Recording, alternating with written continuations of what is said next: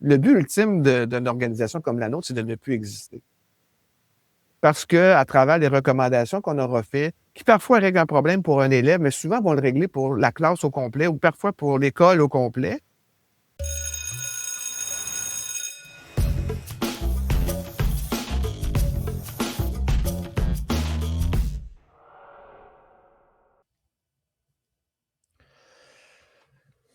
Bienvenue à cette semaine à l'école, épisode 32. Carlo Coccaro avec vous et aujourd'hui avec mon co-animateur Marc-André Girard, directeur d'école et chercheur, et celui qui a probablement embauché le plus de profs que n'importe quel commentateur d'éducation au Québec.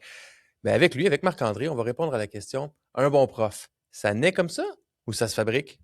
Et plus tard dans l'épisode, on a deux invités qu'on a très peu entendus dans les médias, Jean-François Bernier, protecteur national de l'élève, et Caroline Gervais, protectrice régionale sur la Rive-Sud de Montréal. On va parler de leur lettre ouverte, des 1033 plaintes traitées l'an dernier et d'exemples concrets d'élèves qu'ils ont dû accompagner. Et l'épisode d'aujourd'hui est propulsé par les parcours parents d'aidersonenfant.com. C'est pas une banque de vidéos, c'est un écosystème d'accompagnement parental animé par Élise Marquis, par moi et par toute une équipe d'experts. Plus de 100 spécialistes au Québec, des centaines de courtes capsules vidéo, des directs, des ateliers, des groupes de discussion. On a à peu près un rendez-vous humain par semaine. Alors, vous êtes prêts? On commence ça maintenant avec notre bulletin de nouvelles.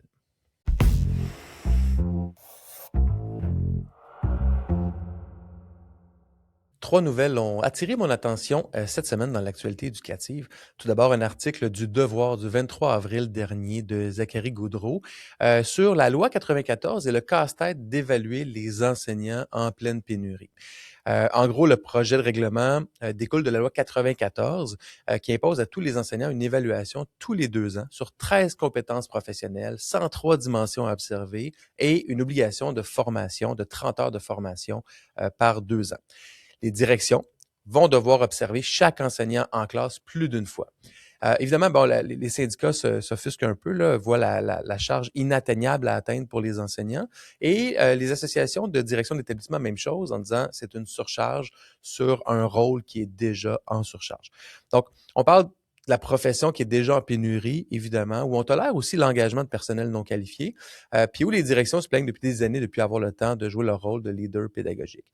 Donc, on exige, à un moment comme celui-là, plus de rigueur au moment même où le réseau a le moins de marge de manœuvre. La vraie question, c'est pas est-ce qu'il faut évaluer les enseignants. C'est d'une évidence. Mais c'est par qui, avec quels moyens et pourquoi faire. On a déjà un système qui empile les exigences sur le dos des profs et des directions sans ajouter 1 minute ou $1 ou sans ajouter une personne pour les accompagner. Puis les adultes à l'école ont besoin de formation, ils ont besoin d'être évalués pour le bénéfice des enfants. Mais c'est pas sans coût et sans pression qu'il faut aussi inclure dans l'équation. Sinon, le réseau, ben, il va tourner les coins ronds, puis ça n'aura pas les effets positifs désirés, puis ça va quand même ajouter une couche de surcharge à tout le réseau. Ma deuxième nouvelle, c'est Patrick Lagacé dans les pages de La Presse, un article, une chronique en fait du 15 avril dernier, et une réplique aussi de École branchée, puis une lettre ouverte d'un enseignant d'Antoine Thibault du 20 avril. Donc, les faits, là, c'est que le 15 avril dernier, Patrick Lagacé a publié une chronique choc. Il est temps de sortir tous les écrans de l'école, sauf les ordinateurs de l'échelle WorkQ. Il prend soin de préciser qu'il est un outil le plus utilisé au Québec pour aider les jeunes qui ont des troubles d'apprentissage. Mais tous les autres écrans, ils voudraient les sortir de l'école avec comme thèse derrière, c'est que depuis 20 ans, l'école ne fait qu'ajouter des écrans partout dans la vie des jeunes, des films lors des collations sur l'heure du midi, d'applications de maths qui font que le lapin fait une course puis on apprend nos additions, nos multiplications.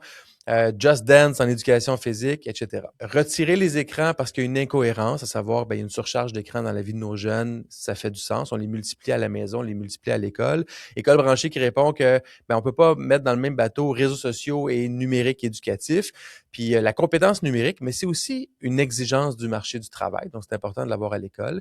Puis la troisième fois, celle du plein air qui dit que le vrai débat, c'est pas écran, c'est aller dehors versus rester en dedans. Donc, ça dépasse les murs de la classe. Ça touche plus l'hygiène de vie en général. Je pense pas que la question, ce soit écran ou pas écran. C'est plutôt, on fait quoi avec les écrans, à quel âge, pour quels apprentissages et qui décide aussi. Patrick Lagacé a quand même raison sur un point central. L'école doit pas amplifier une dépendance aux écrans qu'elle dénonce elle-même en passant, là, que nos jeunes sont trop sur les écrans. Si on leur en donne encore plus à l'école, on n'aide pas le problème.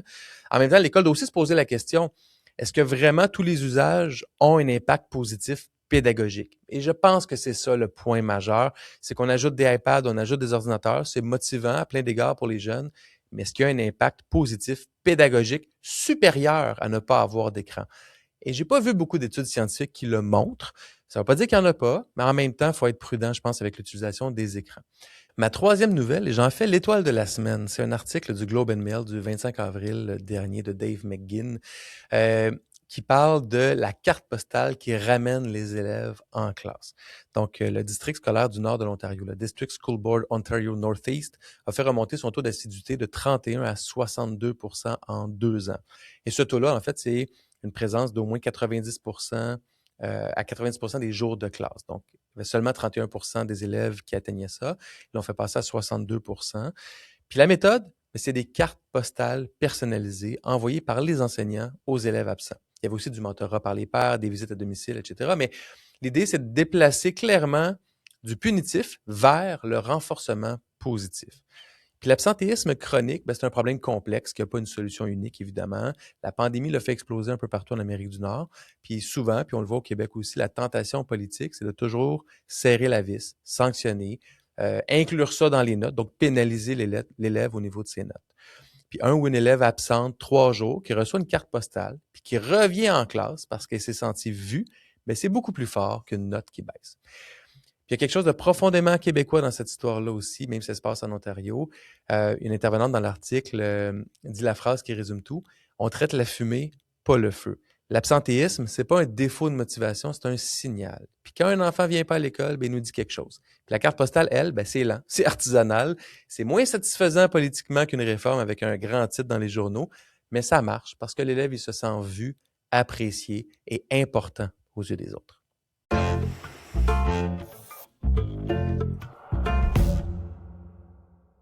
Marc-André Girard, merci d'être là. Merci de l'invitation. Marc-André, tu es directeur d'école, tu es chercheur. Puis aujourd'hui, on cherche à savoir, est-ce qu'un bon enseignant, ça naît comme ça ou si ça se fabrique? Puis ma première question pour toi, Marc-André, c'est qu'est-ce que tu regardes en premier quand tu vois un CV de quelqu'un qui veut venir enseigner dans ton école?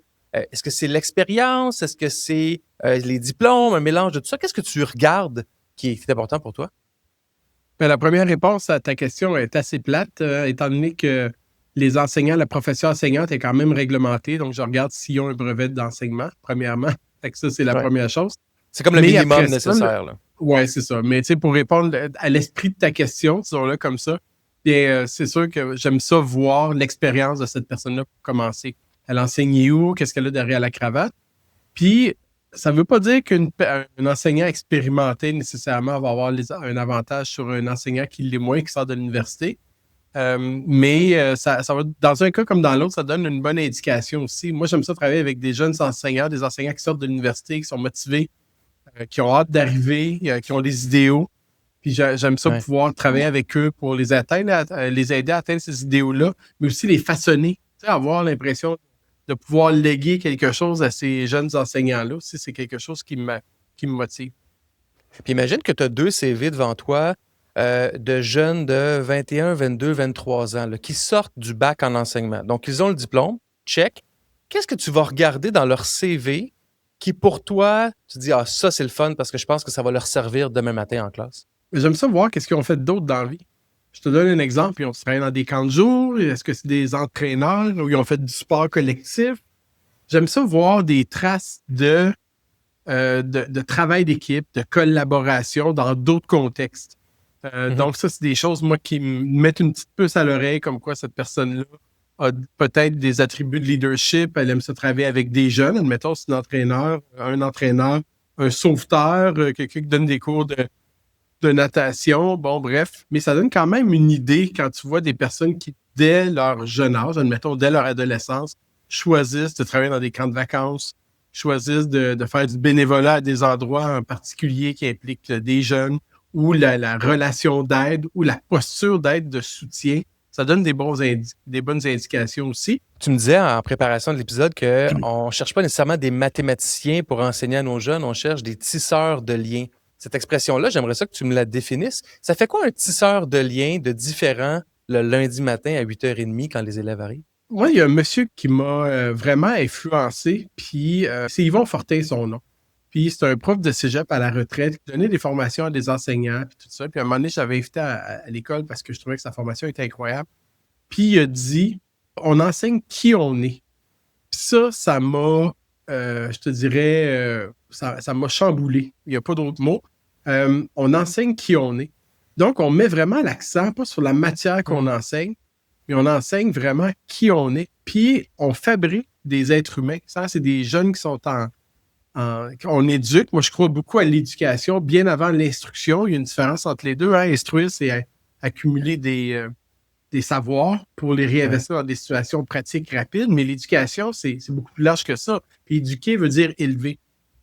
Donc, pour moi, transmettre qui on est fondamentalement, ben, je juge que quand tu es en éducation, c'est parce que tu veux influencer la génération de demain. Fait qu'on est vraiment dans le philosophique à fond, mais fait que c'est pour ça que moi, un mathématicien, un historien, un scientifique, un linguiste, c'est d'abord et avant tout des êtres humains qui forment d'autres êtres humains avant de leur montrer à écrire, à lire, à compter ou peu importe. Est-ce que ça vient à dire que des adultes, par exemple, qui ont de la difficulté dans les relations humaines, qui sont peut-être un peu irrespectueux, brusques, ou peu importe les petits défauts qu'on peut nommer, s'ils deviennent enseignants, ça va être difficile pour eux ou pour elles d'enseigner ça à leurs élèves, les bons comportements ou les bonnes attitudes humaines. C'est un peu ça que ton prof de cégep voulait dire aussi.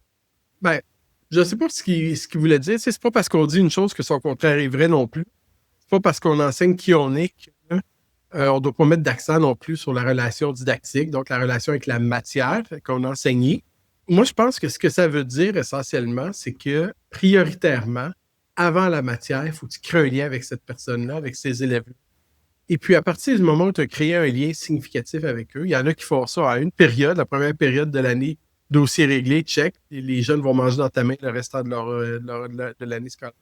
D'autres, ça se construit sur un certain temps, pour plusieurs raisons. Puis ça, c'est pas toujours non plus de la faute à l'enseignant. Hein. Des fois, c'est une question de contexte, de culture de la classe, du groupe d'élèves avec toi. Il faut qu'ils connectent aussi entre eux. Mais moi, je crois fermement que quand tu travailles ta relation, après ça, un coup que tu as embarqué ces élèves-là dans cette relation-là sur une base volontaire, ben les élèves, après ça, vont être plus portés à vouloir apprendre. Ils ne voudront pas te décevoir. Ils vont faire ce que tu leur demandes. Ouais. Il y a une relation d'opposition. Ils vont peut-être enlever leur garde. Ils vont enlever les obstacles qui pourraient mettre en travers dans une relation avec des gens. Puis je pense que ça va glisser beaucoup mieux pour les 179 autres jours à l'année scolaire qui reste. Fait que c'est dans ce sens-là. Puis il ne faut pas oublier aussi que l'enseignant, c'est une figure d'autorité, c'est une figure d'attachement aussi, il ne faut pas le négliger. Et pour certains jeunes, ces figures d'attachement-là, ils n'existent pas. Il y a des élèves qui viennent de familles brisées, il y a des familles qui sont dysfonctionnelles également. Les jeunes sont à la recherche de modèles masculins, de modèles féminins. Des fois, c'est des gars qui cherchent un modèle féminin, des fois, c'est des filles qui cherchent un modèle masculin. Fait qu'on a ce rôle-là aussi. On n'est pas là pour substituer aux parents, mais quand même, on peut occuper une de ces places-là.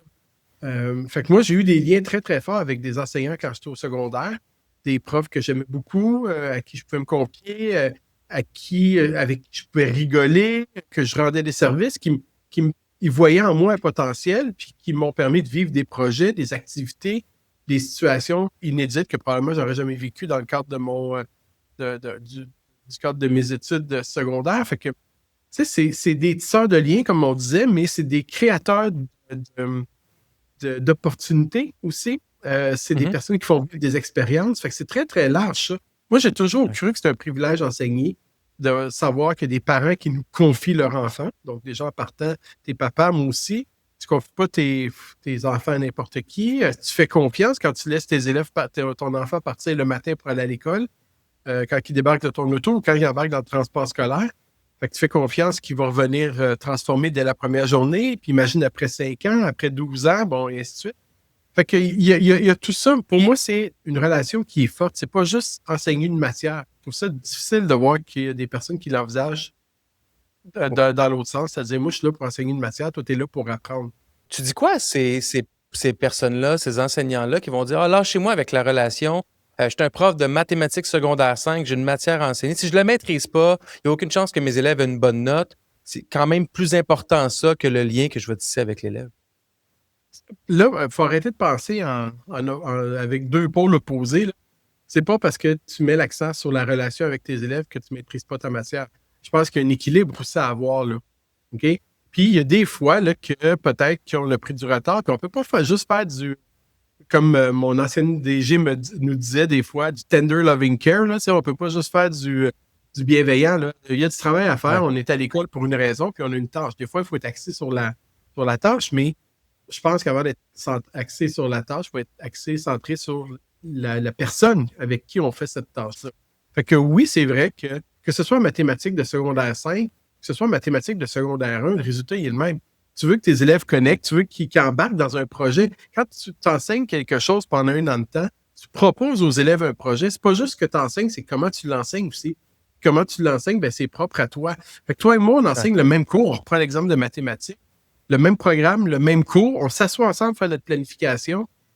Puis, quand on va être chacun dans notre classe, on va le livrer différemment. Alors, c'est comment est-ce qu'il va être livré? Fait que faut que les jeunes embarquent là-dedans. Faut qu'ils se commettent, faut qu'ils se mobilisent à travers ça. Fait que il y a une partie dans l'apprentissage qui est fortement subjective. Oui, puis tous ceux qui ont des enfants à la maison le savent. Là, moi, j'ai 3 ados à la maison.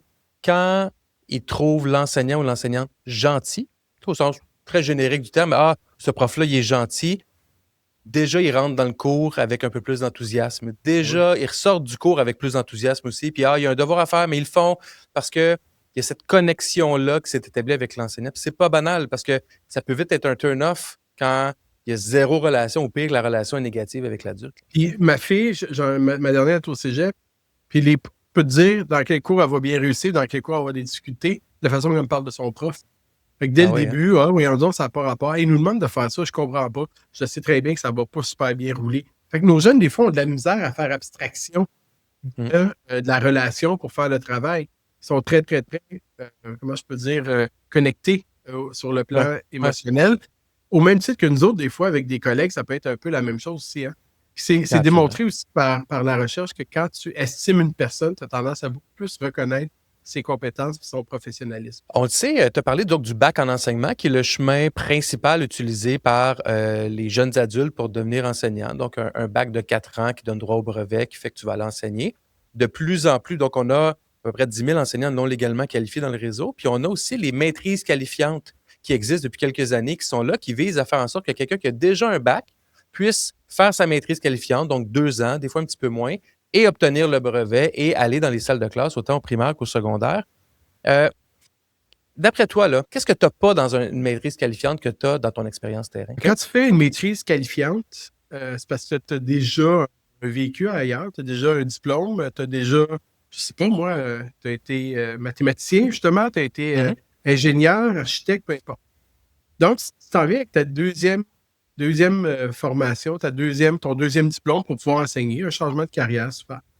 Mais quand tu commences, puis tu es jeune, tu sors du cégep, tu t'en vas là, ton premier choix, c'est d'aller en enseignement. Fait que ça, pour moi, ça, c'est irremplaçable. C'est des jeunes qui décident de dévouer leur vie professionnelle à l'enseignement. Puis tu commences déjà, en étant jeune, à connecter avec d'autres jeunes. Fait que tu gardes ce petit filon-là qui te permet de te partir. La charge de travail a été tirée sur un certain temps. Il y a plus de stages également. Et tu es aussi, au-delà de tout ça, tu es dans une posture plus, tu sais, tu es une éponge. Hein? Tu as hâte d'y aller, tu t'apprends plus, tandis que quand tu es plus vieux, dans certains cas, tu as déjà des élèves, tu as déjà vécu une relation de couple, peut-être. Tu es déjà un adulte. Tu es peut-être déjà à l'emploi même d'une école ou d'un centre de service scolaire. Exact. Tu as déjà eu un lien d'emploi, un lien professionnel. Là, après ça, tu arrives avec une vision plus mature, plus raisonnée et avec peut-être moins comment je peux dire, de stages et moins d'expérience pratique supervisée sur le marché. Maintenant, est-ce qu'un donne un meilleur prof que l'autre? Ça, je ne serais pas prêt à mettre ma main au feu parce que les avantages de l'un, c'est les défauts de l'autre, là, quelque part. Fait que si on prend les maîtrises qualifiantes, ben, leur expérience professionnelle, ça compte déjà. Leur maturité, ça compte. C'est ce qui manque peut-être avec les plus jeunes qui font un bac de 4 ans. Mais à quelque part, je crois qu'on veut des personnes qui sont motivées par leur matière, mais surtout par les jeunes avec qui ils vont travailler. Et puis ça, pour moi, c'est ce qui est le plus important. J'ai toujours dit ça, puis je vais toujours le dire. la matière, c'est un prétexte pour rentrer en relation. Imagine le profil d'une personne, disons, qui a 35-40 ans, qui est allée à l'université dans un domaine, disons, dans la gestion, a été comptable ou spécialiste marketing, et là, dit, hey, il manque du monde dans le monde scolaire, je vais y aller, fais la maîtrise qualifiante à temps plein. Tu lui conseillerais quoi en sortant de la maîtrise pour l'aider à être un bon enseignant? Avant de répondre à ta question, j'aimerais ça parler à cette personne-là avant qu'elle fasse sa maîtrise pour lui dire, si tu fais ça parce qu'il manque de monde dans les écoles, tu fais ça pour la mauvaise raison. C'est sûr et certain que moi, j'aime ça entendre ça, on veut avoir du monde dans nos écoles. Sauf qu'on ne veut pas avoir n'importe qui dans nos écoles non plus. Ouais. Non pas que vous êtes n'importe qui, monsieur, mais moi, ce que je veux, c'est quelqu'un qui est prêt à travailler avec des jeunes. Des jeunes, c'est imparfait, c'est impulsif. Des fois, ça peut être désagréable. Des fois, ça peut faire des erreurs. Finalement, ça peut faire pas mal... Les jeunes, c'est pas mal des humains, hein? Puis le profil que je viens de dire, mais ça te ressemble peut-être, puis ça me ressemble aussi. Tu sais, est-ce que tu es prête à vivre et à travailler avec ça, puis pas penser que ces élèves-là sont juste là pour te plaire puis réussir ce que tu leur proposes? Fait que ça, c'est la première chose. Maintenant, un coup qui a réussi, je dirais, puis là, au risque de me répéter, Carlo, mets l'accent, pas sur ta matière, sur tes élèves. Va manger avec eux autres le midi. Moi, j'ai travaillé, je sais que tu es italien, là, mais j'allais dîner avec des élèves mes premières années d'enseignement, puis je jouais aux cartes avec les cartes italiennes. Là. Je jouais à Scopa, Briscola, tu dois connaître ces jeux-là. Tu jouais avec eux autres, puis il y a une façon de jouer à ça aussi. En même temps que tu fais ça, puis tu t'embarques dans cette culture de jeu-là, ben en même temps, tu sais, après ça, tu les revois la période d'après ou le lendemain matin, tu les as déjà dans ta poche. Fait que quand c'est le temps de déconner, eux autres, ils n'embarquent pas là-dedans. Là. Moi, je veux qu'ils reviennent jouer demain midi, là, mon prof. Là, fait que je dirais, investis-toi dans des activités avec tes jeunes. Puis le lundi matin, quand tu recommences, les jeunes, non seulement ces jeunes-là, tu les as de ton bord, mais eux autres, ils ont parlé à leurs collègues. Fait que, je veux dire, ta gestion de classe, là, tu es faite, puis tu n'as même pas levé le petit doigt, là. Fait que, parce que ce que tu dis là, c'est que le respect, ça ne s'impose pas. Ça se bâtit. Cette relation de confiance-là, il faut la bâtir. Il ne faut pas la prendre pour acquis parce que c'est pas le même, ça marche. Là. Exactement. Puis, pour répondre à ta question, une fois qu'ils sortent du bac, passe du temps avec eux autres à ta façon, en fonction de tes forces ou ce que tu as le goût d'apprendre. Puis quand tu es dans une posture où ce que toi, tu acceptes d'apprendre des jeunes, tantôt, je te parlais du jeu de cartes, de la guitare, bien, ces jeunes-là, après ça, devine quoi? Quand ils sont dans ton cours de maths, dans ton cours de sciences, dans ton cours de géo, ils sont prêts à apprendre de toi aussi. Marc-André Girard, merci beaucoup. Merci, Carlo.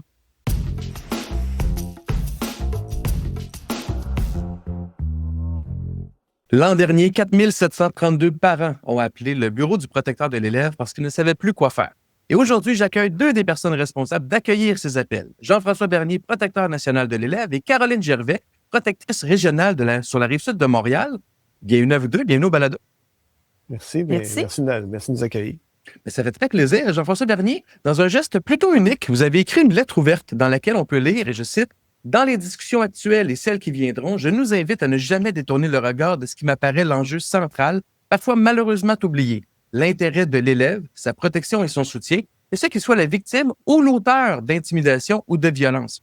Pourquoi avoir senti le besoin de vous exprimer publiquement sur ce sujet-là? » Bien, la raison pour laquelle j'ai effectivement ressenti le besoin d'écrire cette lettre-là, ce qui est exceptionnel là, pour un ombudsman comme nous, c'est parce que dans le discours ambiant qu'on lisait ou qu'on entendait, l'angle était beaucoup, en tout cas dans ces textes-là et dans ces extraits-là, sur l'élève agresseur, donc qui peut porter atteinte à l'intégrité du personnel enseignant ou professionnel ou autre de l'école et d'autres élèves, évidemment. Puis on mettait beaucoup l'accent là-dessus. Je comprends les enjeux qui peuvent exister, mais on semblait oublier le cœur de tout ça, que cet élève-là, qui est potentiellement l'élève qui est l'auteur de gestes violents ou d'intimidation, c'est un signal qu'il envoie. Il y a des besoins aussi. Il y a besoin qu'on s'en occupe aussi pour l'amener demain à devenir un citoyen exemplaire, comme on souhaite qu'on le soit tous, pour que la société aille mieux. Donc, il ne faut pas les laisser aller, ces gens-là. Ces élèves-là, il faut s'en occuper. Autant, sinon plus, parfois, et d'une manière différente que des élèves qui sont aussi, dont on s'occupe aussi et dont il faut s'occuper, qui sont les victimes de tout ça. Mais il ne faut pas oublier personne dans le débat actuel. C'était l'essence de ce que je voulais partager. Je trouve ça intéressant comme approche parce qu'on en parle beaucoup au balado d'accompagner les élèves, incluant ceux qui ont des enjeux avec leur comportement et leurs gestes. Et quand j'ai lu ça dans votre lettre ouverte, ça m'a beaucoup marqué. Puis c'est pour ça que je voulais qu'on se parle aussi. Parce que oui, vous avez sorti un nouveau rapport, donc votre deuxième rapport annuel.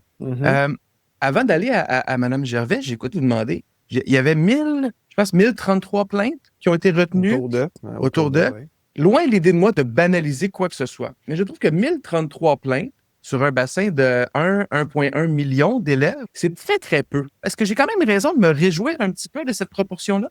Oui et non. Dans le sens, oui, tant mieux si ça veut dire quelque chose, mais ça veut peut-être aussi dire que le recours n'est pas assez connu aussi. Peut-être qu'il y a des gens qui devraient se manifester, qui ne se manifestent pas. Il faut par ailleurs savoir, Carlo, que on est la troisième étape d'un processus qui compte 2 premières étapes qui sont plus au niveau de l'école et du centre de service. On parle du public en général parce que c'est le gros de la clientèle des élèves, là. Donc, ça veut dire que la loi est ainsi faite qu'on essaie d'inviter les gens et les parents et les élèves à régler le problème au niveau de l'école. Si on n'est pas satisfait ou si ça ne fonctionne pas, on va au niveau du centre de service scolaire. Puis après ça, si on est toujours insatisfait, ça vient à notre niveau. On sait, avec les chiffres de l'année passée, qu'au niveau des responsables du traitement des plaintes, qui est la deuxième étape, c'est autour de 6 500 plaintes qu'ils ont traitées. Donc, il y en a 1000 de ces 6 500-là, à peu près, qui arrivent chez nous. Donc, ça veut dire qu'au niveau de l'école, il y en a encore plus que 6 500. Il y a des choses qui se règlent à l'école, des choses qui se règlent au centre de service, puis finalement, ça vient chez nous. Madame Gervais, vous êtes protectrice régionale dans la région de l'Abondance, donc sur la rive sud de Montréal. Environ 100 000 élèves là, sous votre responsabilité. Quand le téléphone sonne et qu'un parent vous appelle, à quoi ressemble votre journée puis votre accompagnement de ce parent-là? Bien, au départ, on a vraiment une équipe qui va recevoir les appels et après, selon les motifs, on s'assure vraiment que les 2 premières étapes ont été respectées. Et ensuite, effectivement, j'entre en jeu. On a un peu toujours la même façon de faire. Donc, au départ, c'est d'entendre ce parent-là. Oui, on reçoit sa plainte, mais de vraiment entendre, lui, nous décrire sa situation, puis également, c'est quoi ses attentes. Donc, ça va être la première étape. Et ensuite, on va commencer ce que nous, on appelle notre enquête, c'est-à-dire de parler de près ou de loin toutes les personnes qui peuvent nous donner de l'information, que ce soit des personnes qui sont directement visées par la plainte ou que ce soit des témoins. Donc, et après, bien évidemment, il va y avoir des documents, on analyse, puis on va émettre des recommandations. À travers de tout ça, par contre, c'est beaucoup d'accompagnement des parents, d'accompagnement des élèves, mais également aussi des organismes scolaires, parce que l'idée en arrière de tout ça, c'est d'améliorer les services. Donc, à travers de toute cette démarche d'enquête-là, c'est aussi un de nos rôles là, de sensibilisation puis d'accompagnement. Avez-vous un ou deux cas typiques que vous pouvez partager avec nous, évidemment, de façon anonyme, là, mais qui nous permet de mieux comprendre la réalité des cas et votre réalité à vous dans le traitement de ces demandes-là? Oui, tout à fait. Peut-être un premier cours primaire. Donc, par exemple, un élève de 6 ans qui nomme à son enseignante avoir reçu des propos menaçants de la part d'un autre élève. OK. Donc, l'élève est en suspension, a une suspension, pas de mesure de soutien, pas d'accompagnement pour le retour après sa suspension. Donc, l'élève qui aurait commis des gestes, mettons, de violence verbale est mis en suspension à 6 ans. OK. Oui. Ouais. Il y a une suspension et pas de rencontre. Donc, on n'entend pas sa version. On ne le rencontre pas pour lui expliquer non plus c'est quoi les propos, la teneur de ce qu'il a dit. Et donc, pas de mesure de soutien. Il revient à l'école et il se sent un peu bouleversé par la situation, mis de côté. Et là, c'est ce parent-là, donc le parent de l'élève qui a tenu les propos, qui fait appel à nous. Okay. Donc, ça va être une session qu'on va traiter. Puis à ce moment-là, c'est de comprendre un peu qu'est-ce qui s'est passé et de voir à l'école où est-ce qu'il y a eu des écarts, où est-ce qu'il y a eu des manquements, puis de rappeler justement ce qu'on a parlé en début, l'importance d'offrir des mesures de soutien aussi. Ben oui. La sanction peut être une mesure appropriée dans certains cas, mais surtout qu'il y ait les mesures, d'encadrement à protéger l'élève qui a été victime de ces propos-là, mais également qu'on est un milieu d'éducation. Donc, c'est d'acquérir de nouveaux comportements, des habiletés sociales adéquates. Fait que ça peut être un exemple au primaire. D'autant plus qu'un élève de 6 ans, c'est un élève qui est en plein apprentissage de la vie. 6 ans, c'est très, très jeune. Est-ce que dans ces cas-là, les écoles sont réceptives à vos recommandations et comprennent que, oui, c'est vrai, on aurait dû le faire, ou sont plus en mode sur la défensive?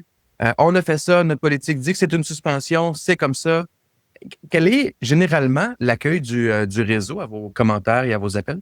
très, très, très grande majorité une collaboration, une ouverture, un désir de faire mieux. Puis d'essayer de voir est-ce qu'il est possible de rétablir un lien de confiance avec le parent pour cette situation-là, mais également de dire qu'est-ce que je pourrais faire différemment si une situation similaire arrive, parce que évidemment, chaque situation est différente puis demande une analyse rigoureuse. C'est pas, oui, le plan de lutte est là comme outil pour soutenir, encadrer, c'est un outil important, Ouais. mais après, il faut bien l'appliquer. Ce que Caroline vient, si tu me permets, Carlos, ce que Caroline vient d'aborder là, qui est l'importance, puis c'est ce qu'on voit beaucoup dans les plaintes, c'est les enjeux de communication entre le parent, les élèves et l'école, des bris de confiance. Aussi, le parent ne fait plus confiance, bon, pour des bonnes, mauvaises raisons, peu importe. Et là, on intervient souvent dans ce contexte-là.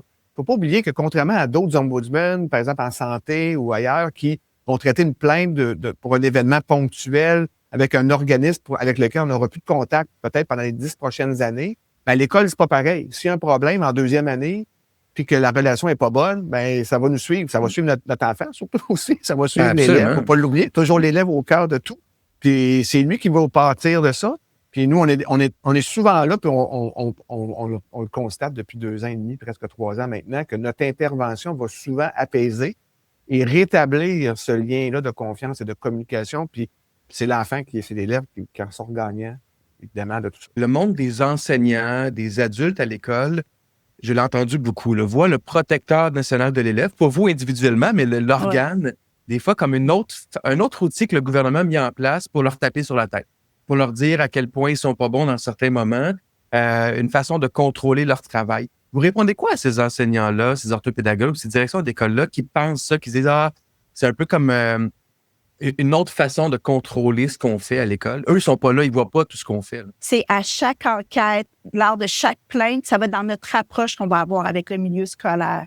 Donc, dans une approche qui est bienveillante, qui est respectueuse, où est de faire sortir qu'on comprend bien leur travail, qu'on respecte leur travail, que c'est eux les experts, mais que nous, on est vraiment là pour, comme des fois un levier, comme un vecteur aussi. Fait que je pense que individuellement, puis on le constate à tous les jours, ça arrive souvent qu'en début d'entretien, j'ai une enseignante, une direction qui me dit « Écoute, j'ai pas dormi de la nuit, je suis très, très stressée », et qui, à la fin, dit « Ah, OK, ben je vais en parler ». Fait que c'est une promotion aussi qui va se faire, tout doucement, pour dire qu'on a, dans le fond, on a le même objectif qu'eux. On n'a pas le même rôle, on n'a pas le même mandat, mais notre objectif est le même. C'est la réussite des élèves, c'est un milieu sain et sécuritaire, c'est le bien-être. Puis le fait qu'on soit indépendant là, comme institution, et les protecteurs régionaux et les protectrices régionales sont tout à fait indépendants du réseau. Donc, c'est ça la force de notre organisation, là, c'est que cette indépendance-là amène l'impartialité totale, une objectivité dans le regard qu'on pose sur des situations.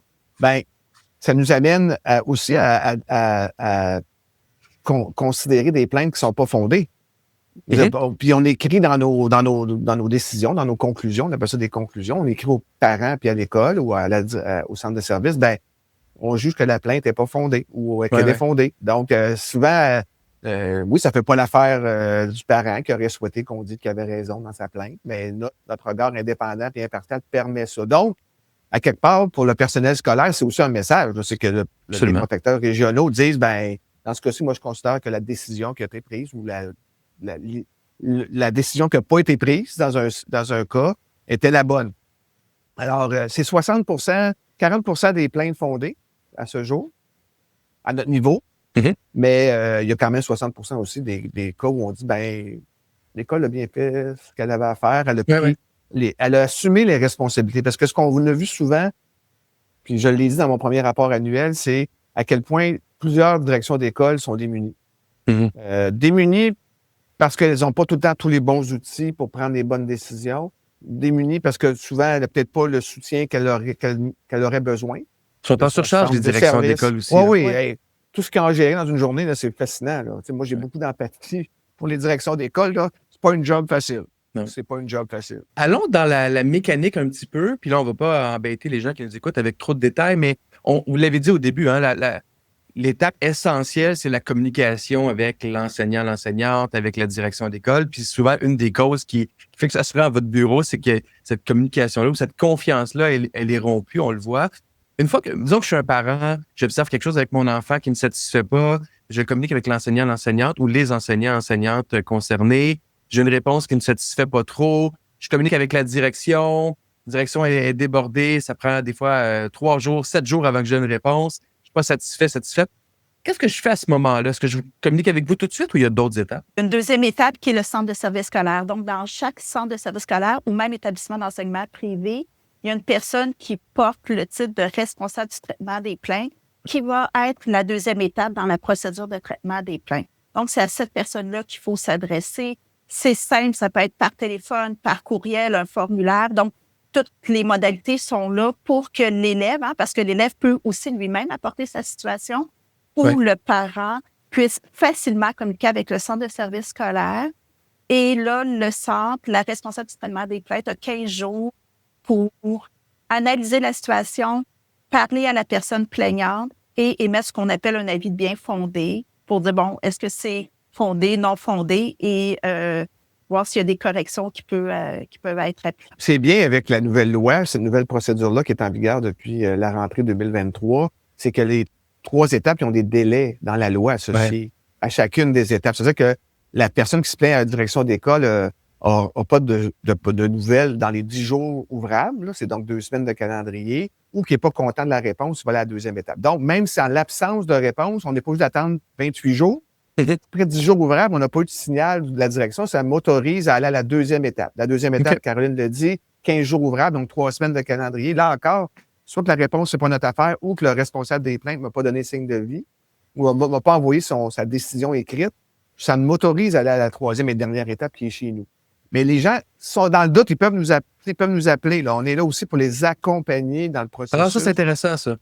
Évidemment, notre page web là, qu'on retrouve sur québec.ca en rentrant des mots-clés comme protecteur national élève, va vous donner beaucoup d'informations sur les différentes étapes, comment ça fonctionne. Donc, déjà, c'est un premier moyen de s'informer. Mais au besoin, comme ombudsman, c'est bien important pour moi qu'on joue ce rôle-là aussi, d'accompagner les gens dans leur démarche, qui n'est pas facile à porter tout le temps.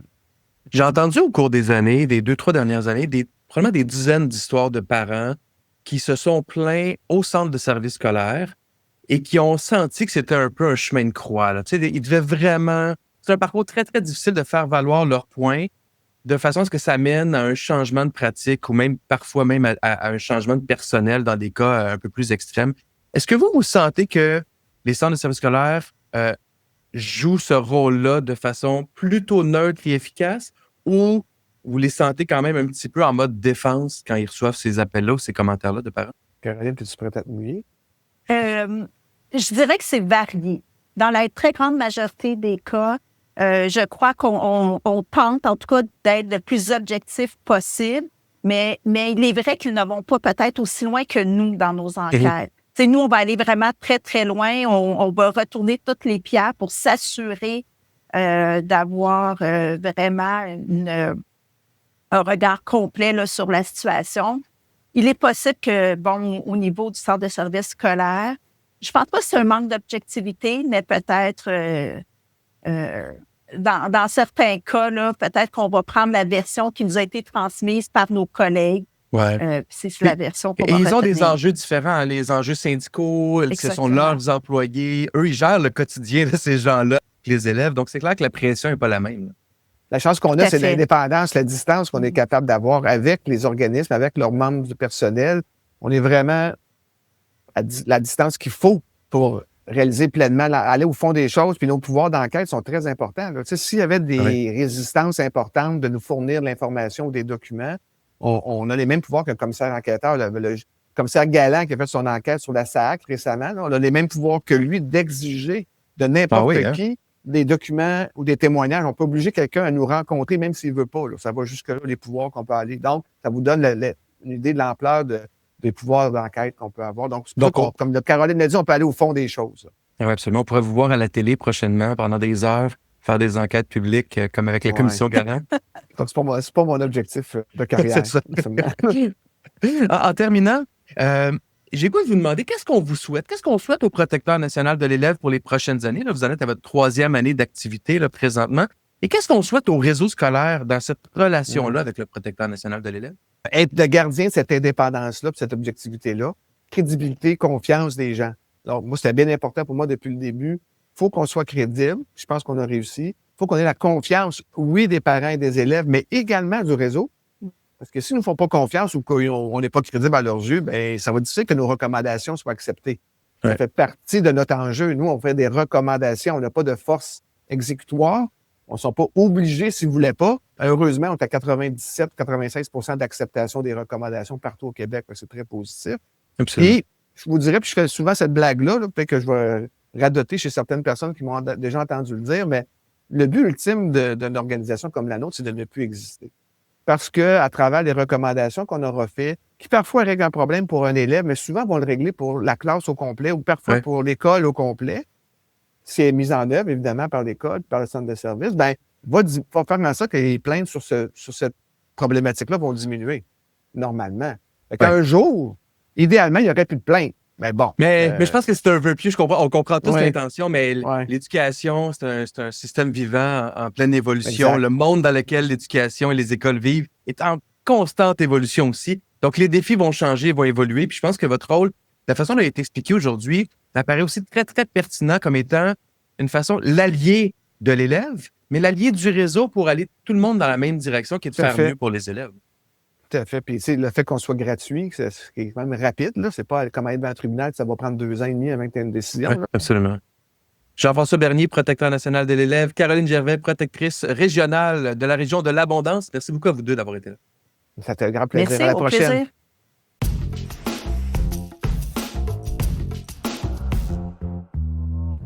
Si je retiens une chose de l'épisode d'aujourd'hui, c'est la phrase de Marc-André.